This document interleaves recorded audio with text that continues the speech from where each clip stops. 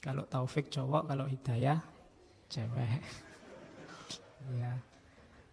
Kalau hidayah itu petunjuk. Hidayah itu kalau dalam filsafat, orang dapat hidayah itu mirip orang yang mendapat pencerahan. Jadi tiba-tiba matanya terbuka akan kebenaran, itu berarti dia dapat hidayah. Setelah selama ini mungkin kamu tiap hari baca Quran tapi belum dapat hidayah.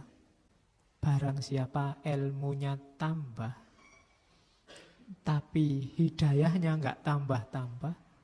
Hidayah nggak tambah itu berarti tidak semakin sadar, tidak semakin tercerahkan, perilakunya tidak semakin membaik, semakin jadi beban masyarakat, beban sejarah. Itu alamat dia lam yazdad minallahi illa bu'da. Tidak nambah apa-apa dalam hubungannya dengan Allah kecuali semakin jauh. Jadi ilmumu justru jadi alat engkau semakin jauh dari Allah. Kenapa? Ilmumu tidak menyadarkan. Ilmumu bentuknya bukan hidayah, bukan pencerahan yang membuat kualitas hidupmu semakin baik, semakin baik. Ya kamu sendiri yang tahu. Makanya tadi di awal Ghazali, coba dilihat dirimu sendiri. Bisa ndak masuk ke sini? Bisa ndak wawasanmu tambah?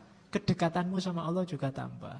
Jadi setiap ada wawasan baru, semakin kamu sadar betapa dirimu kecil, betapa kuasanya Allah, betapa luar biasanya Allah. Itu berarti semakin dekat, semakin tercerahkan. Tapi kalau tambahnya ilmu, ndak tambah perilakumu. Tantang dirimu. Tips penolong di akhir cerita untuk atasi ketakutan. Cara mengatasi semua ketakutan untuk hasil akhir yang membahagiakan. Penanganan ketakutan untuk hidup yang lebih baik. Memanfaatkan ketakutan sebagai pendorong kesuksesan. Mari kita memahami bahwa kebahagiaan sejati terletak pada cara kita menghadapi suatu ketakutan. Tidak ada jalan yang mudah, tetapi dengan mengikuti beberapa tips penanganan dan penolong, kita dapat meraih kebahagiaan tanpa batas. Kita akan melihat bagaimana tips ini akan mengubah pandangan kita terhadap hidup dan membuka pintu untuk keberhasilan.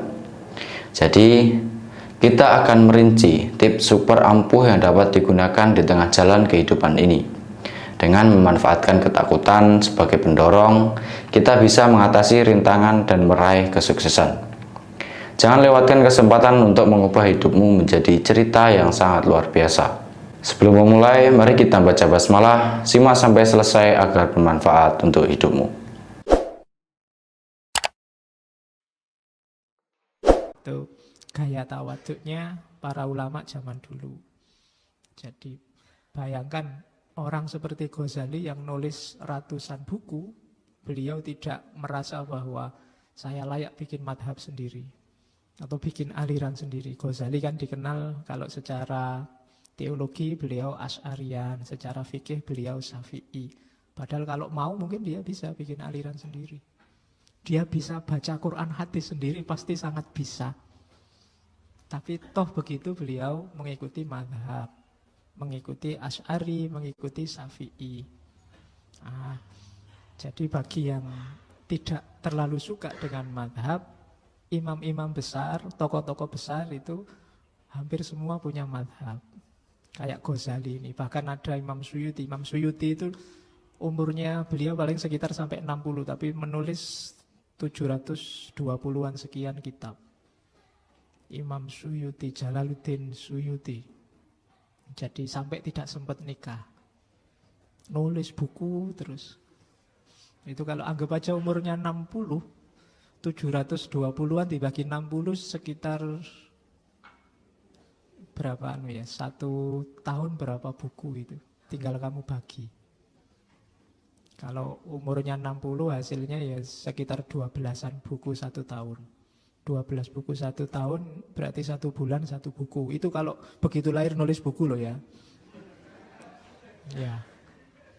Jadi toh begitu beliau bermadhab Syafi'i. Kalau mau beliau bisa jadi mungkin madhab sendiri. Beliau termasuk bisa, kalau dalam fikih mungkin termasuk mujtahid yang mutlak, mustakil. Dia bisa memutuskan hukum sendiri. Toh begitu beliau ikut madhab Imam Syafi'i. Itu antara lain menunjukkan bahwa masih banyak mungkin orang lain yang lebih pintar dari saya, dari ketawaduannya. Kalau mau mungkin beliau, saya bisa kembali sendiri pada Quran dan Sunnah, mungkin bisa begitu. Tapi kan enggak, beliau lebih mengikuti Imam Syafi'i. Itu karena ketawaduan. Oke, terus. Nah, terus Imam Ghazali mengutip satu hadis bahwa sebenarnya ada tukang nasihat yang dahsyat luar biasa. Yang pertama ada bunyinya, yang kedua diam. Yang pertama Al-Quran, yang kedua adalah maut, mati. Kalau Al-Quran butuh ilmu, karena dia bentuknya teks. Butuh ilmu yang berhubungan dengan teks bahasa. Kalau mati butuh kearifan, butuh kesadaran. Nasihat paling puncak itu kematian. Kalau ada orang seperti apapun kejahatannya, asal dia ingat mati dan sadar bahwa sejago apapun dia, sedahsyat apapun dia, ujungnya pasti mati, itu biasanya bisa diredam. Bisa menghalangi orang untuk melanjutkan kiprah dosanya. Tetapi banyak orang yang kematian tidak bisa memberi nasihat. Banyak orang yang Al-Quran tidak bisa menggerakkan hatinya. Sekarang kamu dengar berita kematian kan biasa-biasa saja.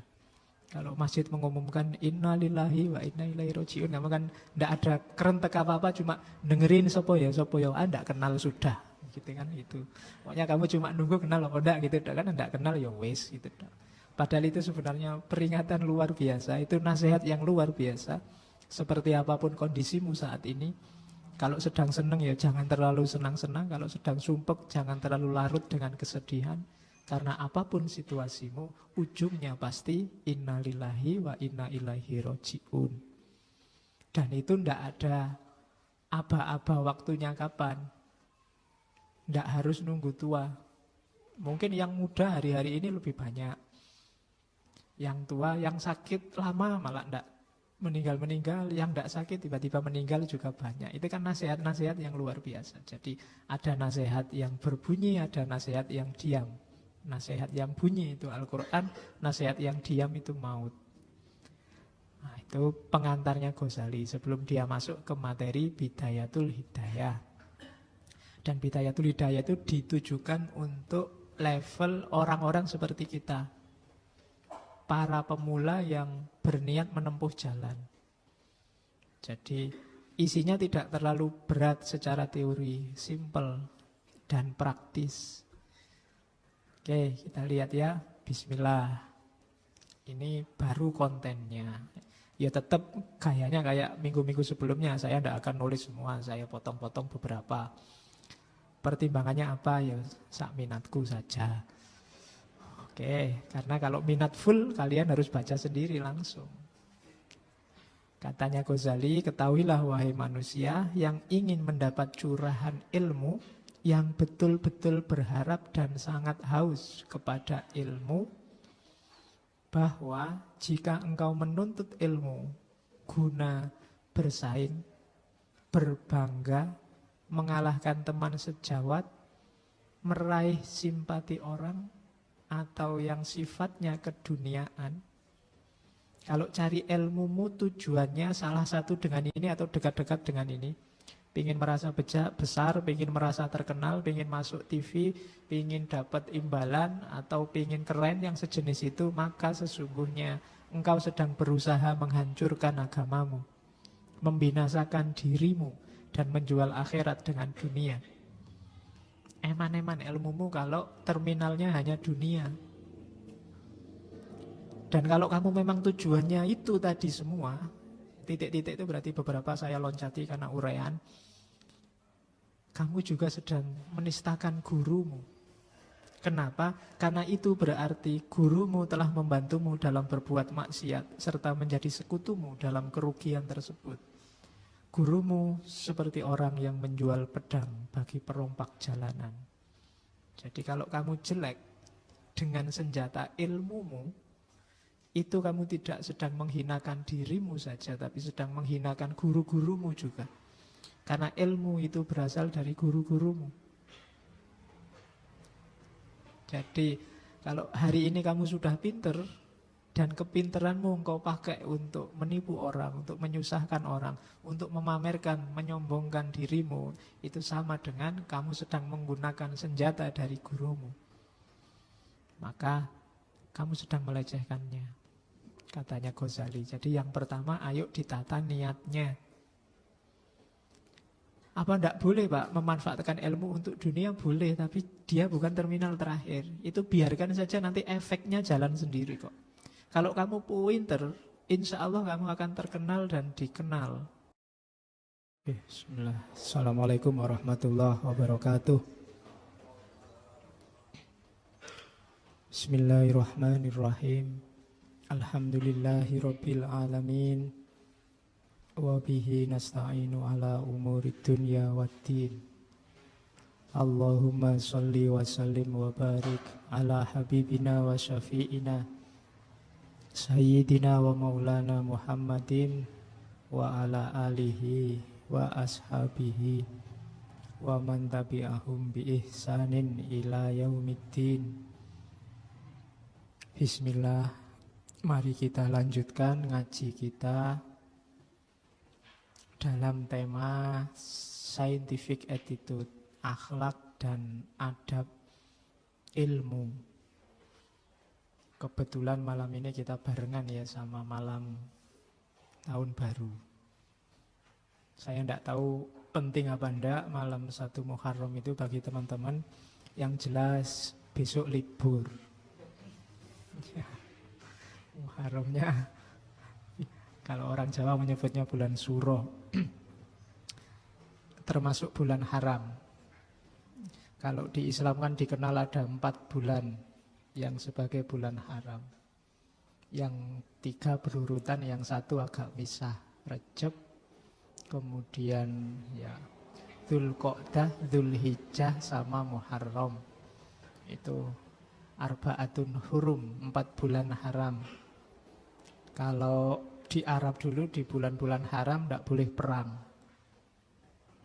Cuma hari-hari ini kita tidak peduli. Bah haram, bah tidak haram, pokoknya ada musuh ya perang. Perangnya kan enggak, hari ini kan perangnya macam-macam, tidak cuma perang fisik, perang opini, perang pendapat, perang pemikiran, perang media, tidak ada hentinya, tidak ada bulan haramnya. Kalau bisa kita ambil momen bulan Muharram ini, tinggal 1 tahun ini bulan haramnya, kita ambil momen 1 bulan ini kita berhenti perang. Berhenti nyari musuh, baik di WA, di Facebook, di internet, biar tidak capek kita. Kalau beberapa ulama menyebut bulan Muharram itu sebagai syahrullah, bulannya Allah. Maka kita latihan 1 bulan ini untuk semakin dekat sama Allah. Kalau bagi teman-teman yang di Jawa itu kan disebut suro, dan suro itu larangannya banyak kalau di Jawa. Tidak boleh mantu lah, tidak boleh ini, tidak boleh itu. Sebenarnya di balik itu ada kearifan lokal bahwa bulan Suro kita sibuknya sama Allah saja. Jangan bikin agenda-agenda besar yang membuat kita agak lalai dari Allah. Maka dibikinkan beberapa mungkin sejenis mitos bahwa Suro tidak boleh ini, tidak boleh itu. Bahkan malam 1 Suro kan malam yang ngeri kalau di Jawa.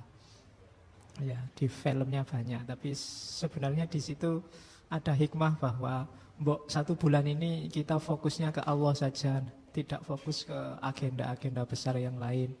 Nanti kalau sudah, kita mulai lagi. Itu di antara nilainya itu. Maka malam ini kita awali tahun baru dengan hidayah yang baru. Kita cari hidayah di hari pertama, bidayatul hidayah. Jadi awal dari hidayah. Yang nulis tokoh yang mungkin di ngaji ini paling sering kita angkat, Imam Ghazali. Ini sang hujatul Islam. Bahkan mungkin akan sangat banyak nanti tema-tema yang saya sisipkan Ghazali, karena memang beliau ini secara intelektual luar biasa. Tidak cuma diakui di timur, tapi juga di barat. Bahkan nggak cuma di dunia, tapi juga di akhirat. Kalau ada di Jami'u Karomatil Aulia itu ada Imam Asyazili cerita satu ketika dia mimpi. Jadi melihat Nabi Muhammad bersama Nabi Isa, bersama Nabi Musa. Nabi Muhammad ini sama Ghazali. Terus Nabi Muhammad pamer, di antara umatmu Nabi Musa, Nabi Isa, ada nggak yang sehebat Ghazali ini? Jawabannya Nabi Musa sama Nabi Isa, enggak ada. Karena memang luar biasa, Imam Ghazali itu usianya hanya sampai 53 tahun, tapi beliau karyanya 450 lebih. Itu kalau dikuruskan sama hari-hari beliau hidup mungkin ya bisa 1 bulan 1 buku itu. Jadi 450 karya, bandingkan sama kita bikin makalah 1 aja sak semester enggak dadi-dadi. Itu tiap bulan bikin tulisan 1 dan kebesarannya diakui di mana-mana. Nanti beberapa kali saya sudah menyebut riwayat hidupnya, saya tidak akan ngulang lagi bagaimana beliau lahirnya 1058, nanti meninggalnya 1111 dan seterusnya, itu sudah ada. Dan karya-karyanya juga beredar di kita dengan sangat banyak. Bagi yang pernah mondok pasti 1-2 pernah ketemu karyanya Imam Ghazali. Yang paling masterpiece kan Ihya.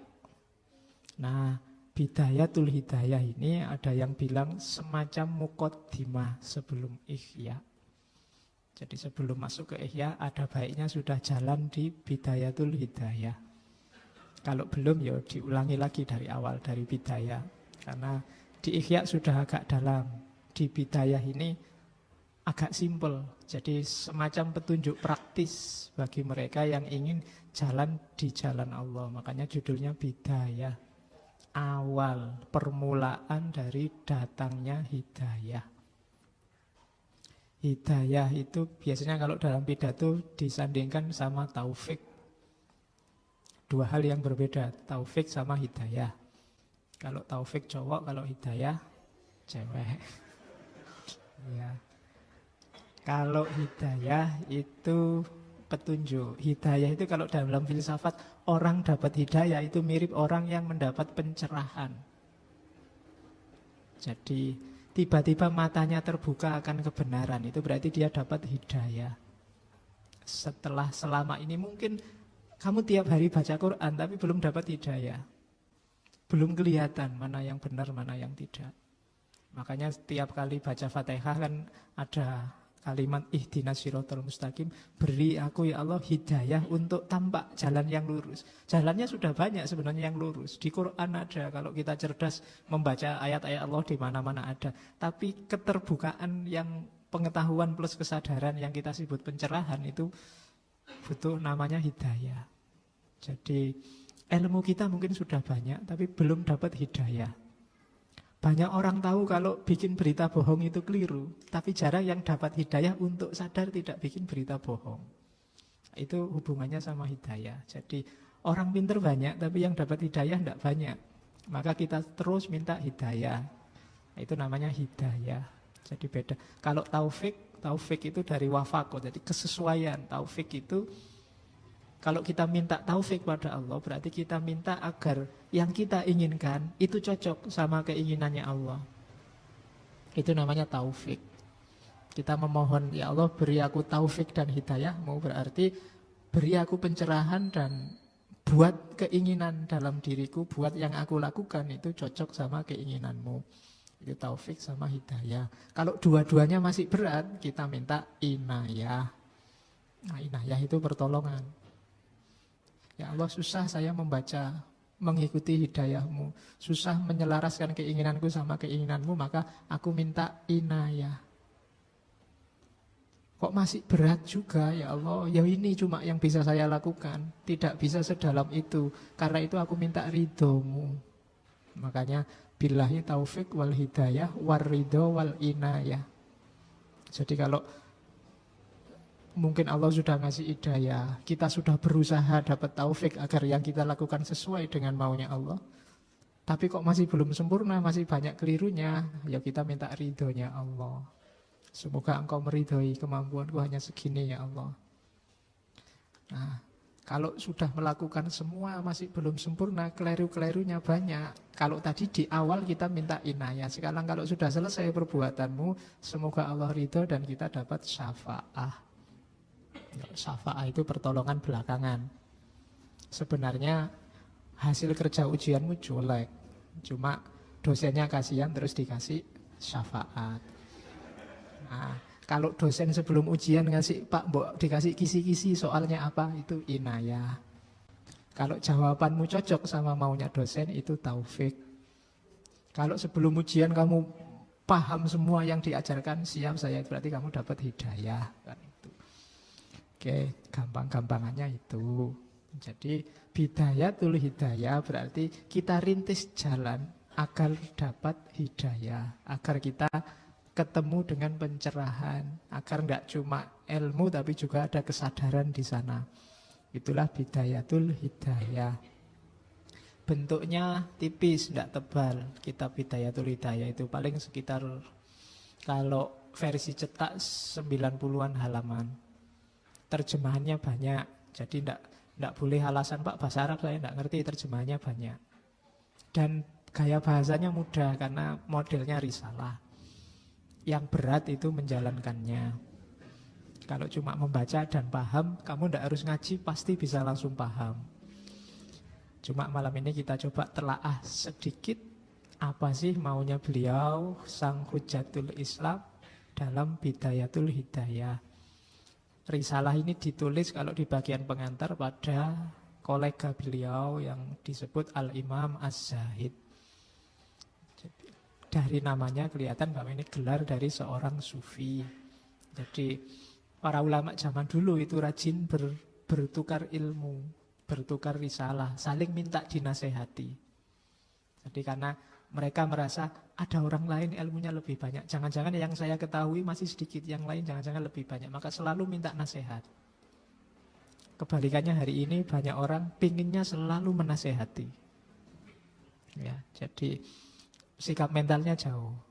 Yang satu ingin ngasih tahu terus. Orang yang selalu ingin menasehati itu starting pointnya pasti dia merasa lebih benar, lebih baik. Sementara orang yang merasa ingin selalu dinasehati, dia merasa banyak tidak tahu. Dan untuk jadi filosof, kamu butuh syarat yang kedua, bahwa kamu merasa banyak tidak tahu. Hari ini semua orang merasa tahu, sehingga yang terjadi gegeran, konflik. Makanya di tengah isu-isu luar biasa, bulan ini kita ngambil isu yang mungkin tidak terlalu wow, tidak terlalu luar biasa, tapi penting. Oke, bismillah, kita mulai ya. Ada apa di Hidayah? Itu pembukaan. Di pengantarnya ada. Ini kan teman beliau minta nasihat, cuma diawali dari, meskipun nanti akhirnya menasehati dalam arti nulis panjang lebar di risalah, diawali dari ndak saya itu sebenarnya apa ya layak menasehati, katanya Imam Ghazali. Berbicara tentang nasihat, aku melihat diriku tak pantas untuk memberikannya. Kelasnya Imam Ghazali aja merasa ndak pantas, apalagi saya.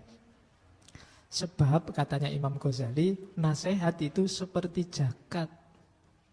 Nisabnya adalah mengambil nasihat atau pelajaran untuk diri sendiri. Orang zakat itu kan kalau harta bendanya banyak dan nyampe, kelebihannya dipakai untuk zakat. Nah, ngasih nasihat orang juga begitu. Kalau dirinya sendiri sudah overload kebaikannya, sudah jalan apa yang mau dia omongkan, baru dia ngasih tahu orang. Makanya katanya Ghazali, ngasih nasihat itu kayak zakat. Bagaimana saya bisa ngasih zakat kalau nisabnya aja saya nggak nyampe? Mungkin ilmuku, pengetahuanku masih belum nyampe limit untuk zakat. Belum untuk diriku sendiri aja masih kurang. Itu bahasanya Ghazali begitu. Orang yang tidak memiliki cahaya tak mungkin dijadikan alat penerang oleh yang lain. Ini pasti tawadhu. Karena bagi kita Ghazali itu cahaya yang luar biasa, tapi dia tetap merasa belum terlalu bercahaya, belum layak menasehati. Bagaimana bayangan akan lurus bila kayunya bengkok?